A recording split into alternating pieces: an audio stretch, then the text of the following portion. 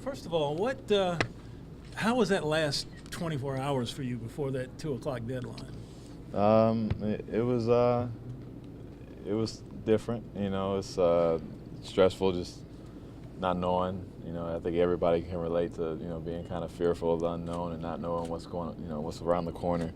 So that's kind of like the feeling I was going through. I'm sure everybody on our team was kind of feeling that yesterday. So to get through it and to be here today is it's a blessing.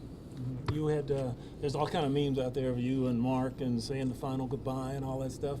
But when it actually happened and you got the word that he was actually on his way to Toronto, your feeling at that point? Man, it was hard. It was hard to you kind of figured it was going to happen and then to see him text me and say, hey man, it's a done deal. I'm headed out and. It's like it still didn't hit me until you get to the arena and you don't see him. We've sat next to each other in the locker room for 12 years and on the road, and we sit next to each other on the plane. So there's just a vacant position right there, and it's really it's just not normal. It's just it's tough, and we're gonna miss him a lot, and we understand the way the business works and that it was time, but definitely gonna miss him.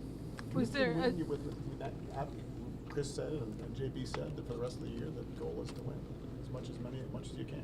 Yeah, the goal is to win, man, and that's all I know. I wouldn't want anything other than that. So I'm here. We've got guys coming in to accomplish as much as we can accomplish in this short period. By the end of the season and hopefully make a run and try to get as many wins as we can and be knocking on the door for the playoff spot. This will be huge in terms of the point guard would be the guy who's been here. I mean, do you feel you always have felt the responsibility for the franchise, but bringing Jonas in and Devon, what's your role going to be in all of that? Well, my role expanded a little bit more. We've got another thing on the plate, but I got to get these guys acclimated as quickly as possible. It's not easy getting traded to a new team and having so many new guys who are going to play big minutes for us. So in order for us to win, we have to try to gel as quickly as possible, understand our plays, the way we want to play, implement all that defensively as well, and try to become, the team that we feel like we can become. So we just got to try to, do it all. Once 2 p.m. came yesterday, what was your first feeling? It was just an exhale, and like I think I said yesterday, it was kind of like a blank reaction because part of me was just still worried about Oklahoma City. I'm thinking about how to guard Russ and all these things, and the other half is like, I don't even know if I'm going to be guarding Russ tonight. I don't know what's going to happen. So when 2 p.m. hit, it was just like, all right, let me try to get back to work and focus on that. And then was it tough, knowing that this all might be coming up again, these talks, these rumors this summer? I'm not trying to think about it right now. I think as much as I went through the last 2 weeks, or however long it's been, I kind of want to put that in the back seat for now and cross that bridge when we get there this summer. You were part of a rebuild with this team before, but you're on the front end of it. Now that you're on the back end, after 12 years here, the differences in that. I think the biggest difference for me is when I was a rookie and 19, 20 years old, I had no idea about any rebuild or, you weren't thinking about that. You were just out there trying to establish, yourself and worried about just, doing the right things and being on time. And you weren't so caught up in the day-to-day of, the organization and what was going on forward in the future. So now I have so much more knowledge. I know what's going on. I know everything that's going on in deals and what's going to make us better and our what kind of game plans we have as an organization, as a team, and all that. You have to go out there and lead these guys and be the guy and the mentor and the guy these guys can count on. And I never had to do that as a youngster in the league.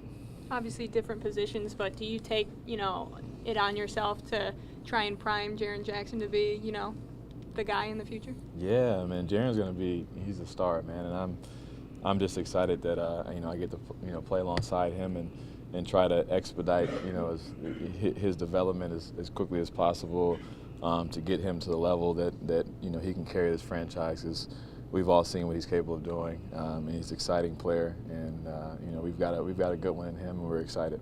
What have you seen from the young guys like Ivan and Bruno just getting this opportunity these last few games? Very happy for Ivan. I'm very happy for Bruno.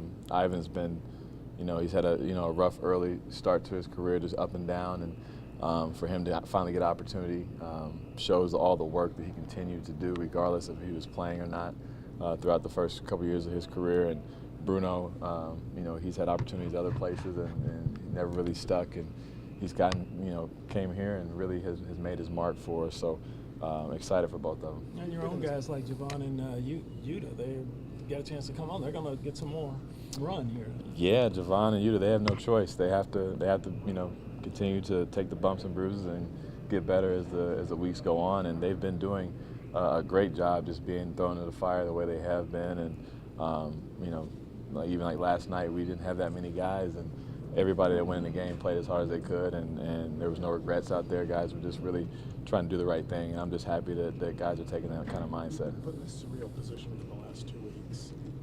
Is there any sense that it could have been handled differently? Are you okay? Obviously, they communicated with you every step of the way, but you were also still out there. Are you okay with the way it went down? You know, obviously, I wouldn't have wanted to have gone through what I went through the last 2 weeks, but at the end of the day, like I said, everything happens for a reason. I learned from it. I know the organization learns from it. It makes me a better person, stronger person, knowing I can handle all facets of this game and business. And, you know, it was just a learning experience for me. Have you talked to Robert since the trade deadline? I have not. I talked to him the day of the, you know, right before 2 p.m., but after that, I haven't talked to him.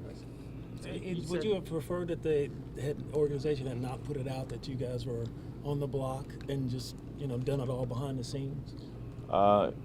If that, you know, would have made it a little bit easier, you know, as far as stress level, obviously I think that'd be a easier route. But I don't know if that, you know, if it would have got out anyway, or what would have happened. So it's, you know, that's in the past. I'm just trying to look forward and you know, put all that behind me. You said before the season, and when you signed this current contract, it was, you know, your expectation was, I'm going to be a Grizzly for life, the rest of my career. Do you still feel that way? Do you still have, you know, or did what's happened the last 2 weeks kind of change just your perspective on things? I'm not gonna lie, the last 2 weeks, you know, put that in doubt, you know, just for a little bit, just to realize that, you know, hey, they're trading Marc, they're trying to trade me. This, you know, we've come to a point, and so it definitely, you know, put what I, you know, believed 2-3 years ago on the table, and just like, hey, this might not happen. And, you know, I was just trying to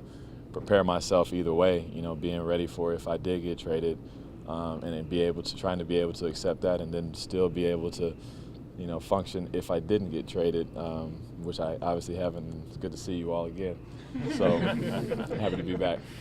I know you said that you were sad when you heard from Marc, but is it also like bittersweet, because this guy's a chance at a real NBA Finals and could possibly win the NBA championship? Man, I'm really just happy for him. I told him that today, last night. He sent me a picture, you know, of his jersey and stuff and his hotel, and I'm just like, man, I'm really just excited for you, man. You really deserve this opportunity. And you know, I know he's going to make the best of it, and you know, I know it's bittersweet for him. He hates leaving here, but on the other end, I'm trying to reiterate to him that you're in a special opportunity and take advantage of it, and I think he will. You got a favorite Marc story you can think of? Favorite Marc story? I don't know if I could say it, you know, to you guys, but for me, I think the coolest one is just him going to bat for me, you know, 10 years ago when I was supposed to get traded. Actually, while we're in, come on, Jeff. The whole thing's shaking me up. While we're in Toronto, actually, of all places. So he went to bat for me in the media and just, you know, basically, hopefully stopped. I think he probably stopped it from happening. And from then on, man, I was like forever in his debt kind of thing.